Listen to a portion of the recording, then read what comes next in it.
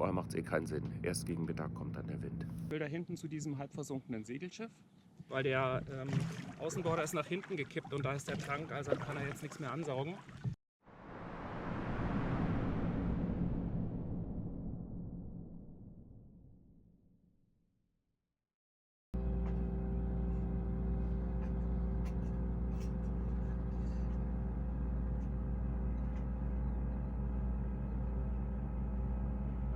Früh am Morgen, wir sind an der Ankerbucht von Coulatra.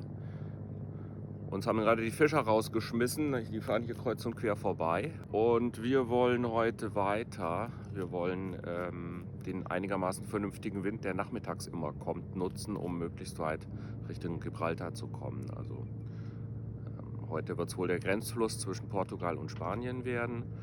Und ja, wir machen uns langsam fertig. Werden wir gegen Mittag losfahren. Ja, vorher macht es eh keinen Sinn. Erst gegen Mittag kommt dann der Wind. Gut, erstmal Kaffee.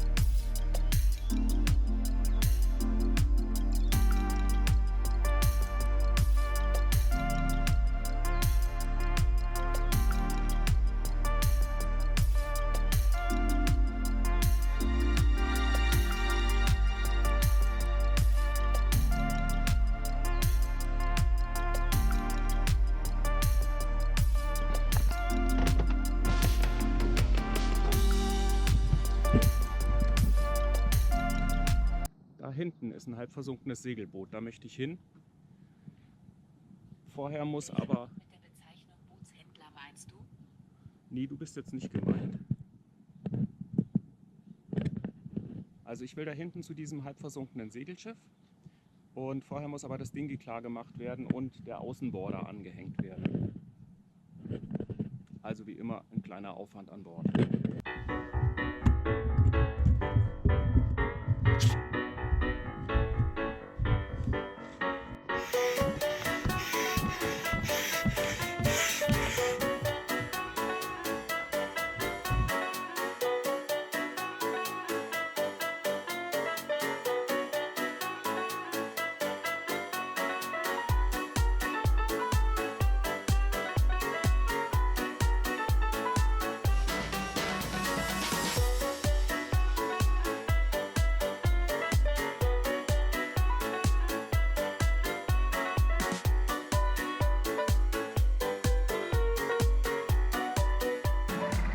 So, auf geht's zu dem halb gesunkenen Segelschiff.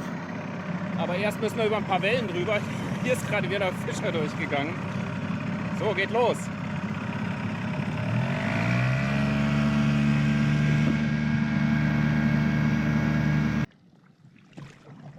Anfängerfehler. Der Sprit reicht nicht, weil der Außenborder ist nach hinten gekippt und da ist der Tank, also kann er jetzt nichts mehr ansaugen. Ich dachte, das würde noch reichen, dieser Liter. Leine gelöst, aufgetankt, zweiter Versuch.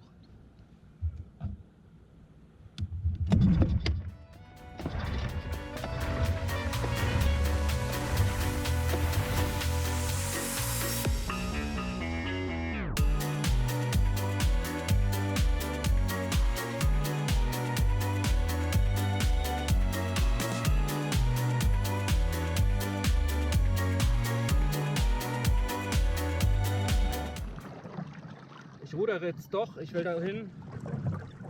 Der Strom, vom Strom her, dass der kippt, das müsste noch passen.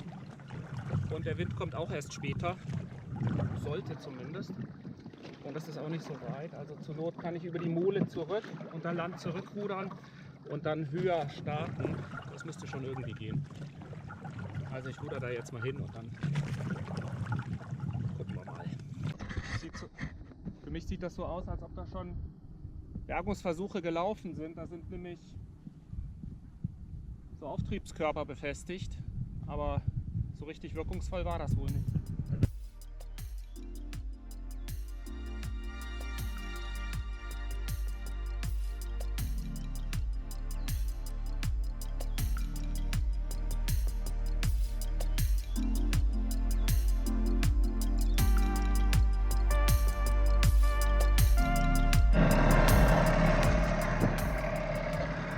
Juhu, er läuft doch!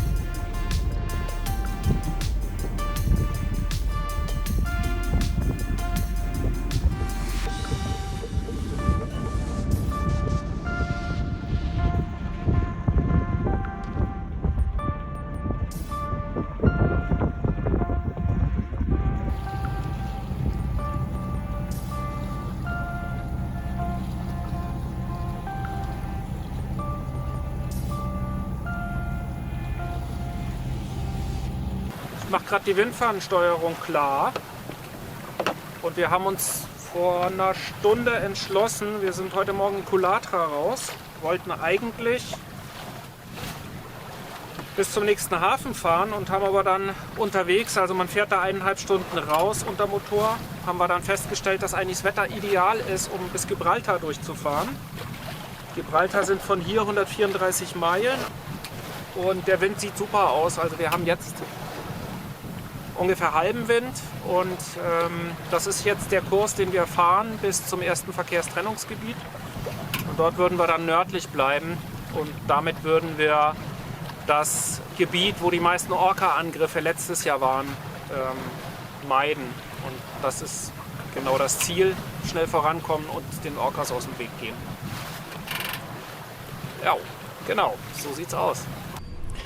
So arg viel gibt es denn gar nicht hinzuzufügen, außer dass wir traurig waren, die Küste so schnell zu verlassen. Das Schöne daran ist, wenn man ins Mittelmeer reinfährt und auf keinen Fall über den Suezkanal wieder rausfahren, weil man kommt ja an der Küste wieder vorbei. Und das werden wir dann auch intensiv ausnützen, dann sind wir nämlich außerhalb der Orca-Saison.